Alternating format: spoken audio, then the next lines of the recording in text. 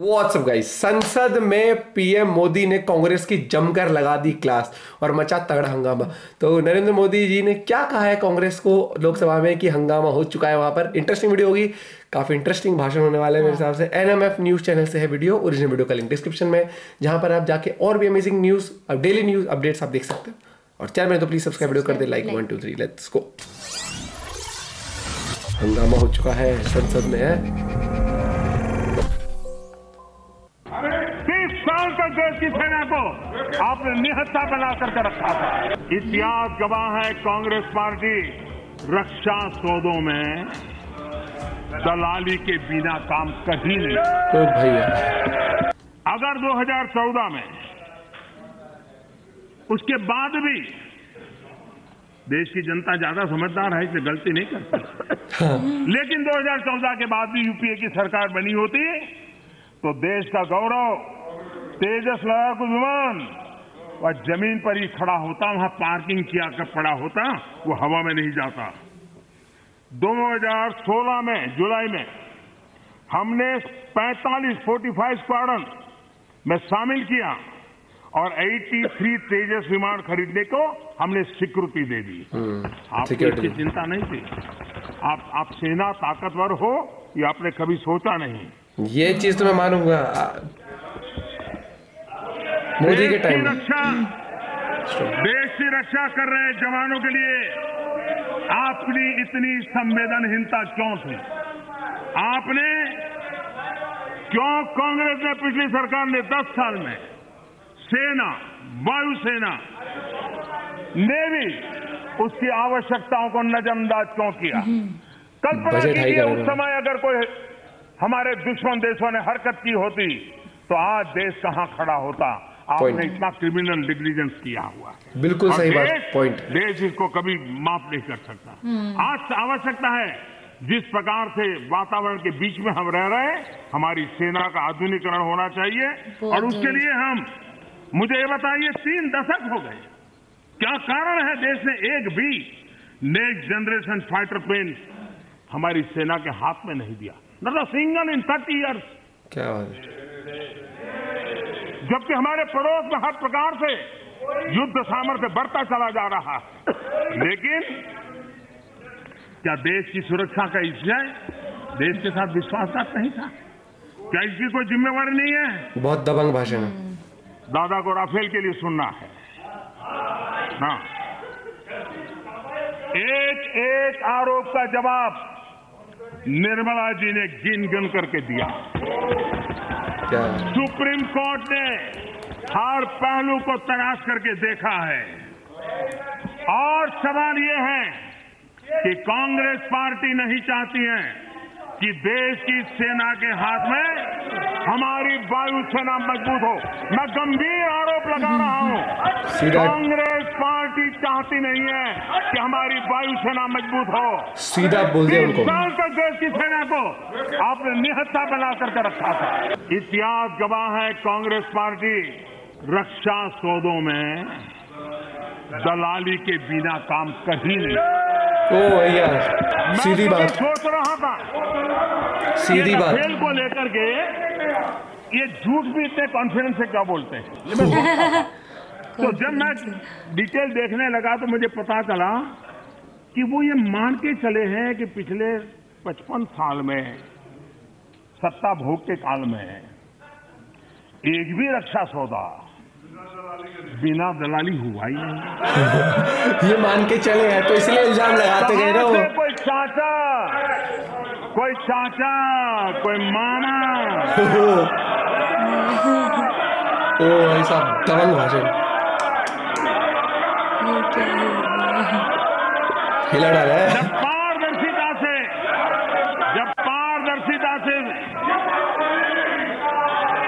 पारदर्शिता से ईमानदारी से देश की वायुसेना को मजबूत करने का काम हो रहा है तो माननीय अध्यक्ष जी, ये कांग्रेस के लोग जरा बौखला जाते हैं।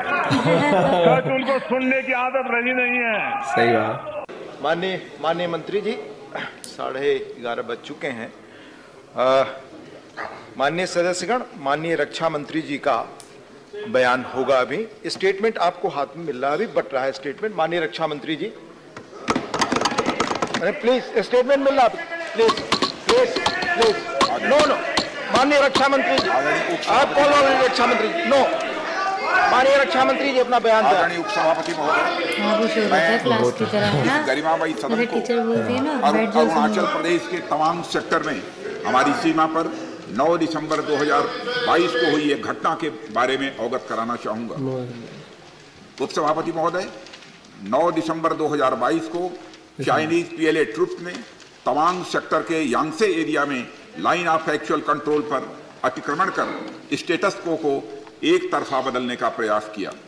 चाइना के इस प्रयास का हमारी सेना ने दृढ़ता के साथ सामना किया और मुंह तोड़ जवाब दिया। बिल्कुल। और सदन को यह भी बताना चाहूंगा, इस फेस ऑफ में हाथापाई भी हुई और भारतीय सेना ने बहादुरी से पीएलए को हमारी टेरिटरी में अतिक्रमण करने से रोका और उन्हें उनकी पोस्ट पर वापस जाने के लिए मजबूर कर दिया।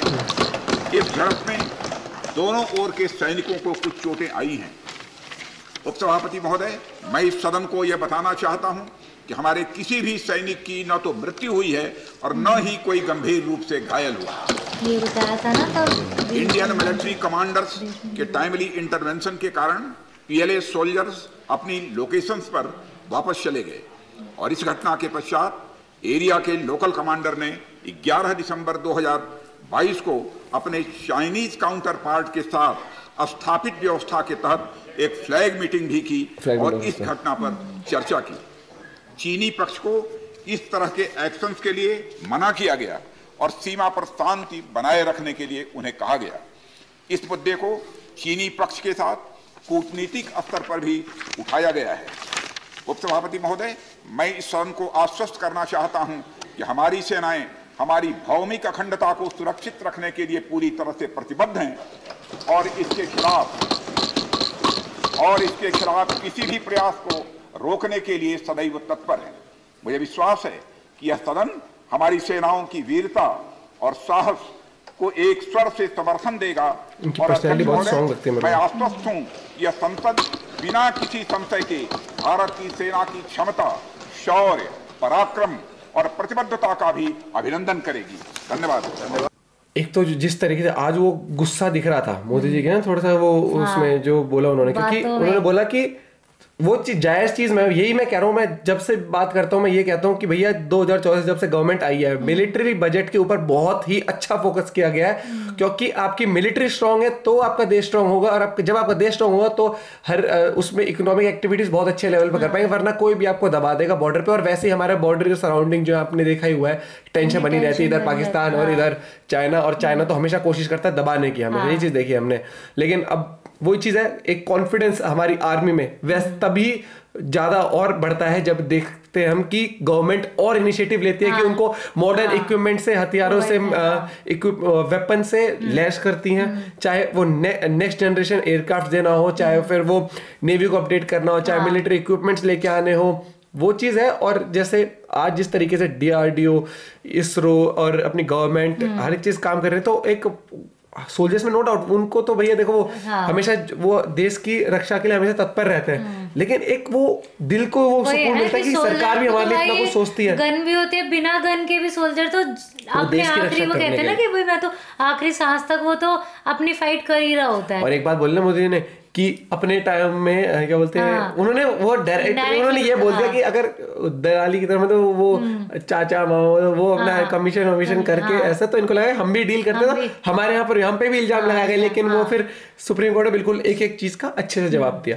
आपका क्या पॉइंट ऑफ व्यू जरूर बताना, बाकी वीडियो करें जितना हो सके शेयर, और ऐसी अमेजिंग वीडियोस आप देख सकते हैं NMF न्यूज चैनल पे। बाकी मैं ये कहूंगा कि भाई गवर्नमेंट ऐसी होनी चाहिए जो आपको एक वो सिक्योरिटी फील कराए, नो डाउट ये चीज, आपके लीडर स्ट्रांग होने चाहिए। मैं नहीं कहता बीजेपी हो, कांग्रेस हो, कोई भी सरकार होती है, सबसे पहले कहने का मतलब आपके लीडर स्ट्रांग होने चाहिए जो आपके देश को रिप्रेजेंट करते हैं। तभी क्या होता है कि तभी एक वो इंटरनेशनल लेवल पे भी दबदबा बनता है आपका, और एज अ सिटीजन आप कहते हो भैया हमारे लीडर दबंग है।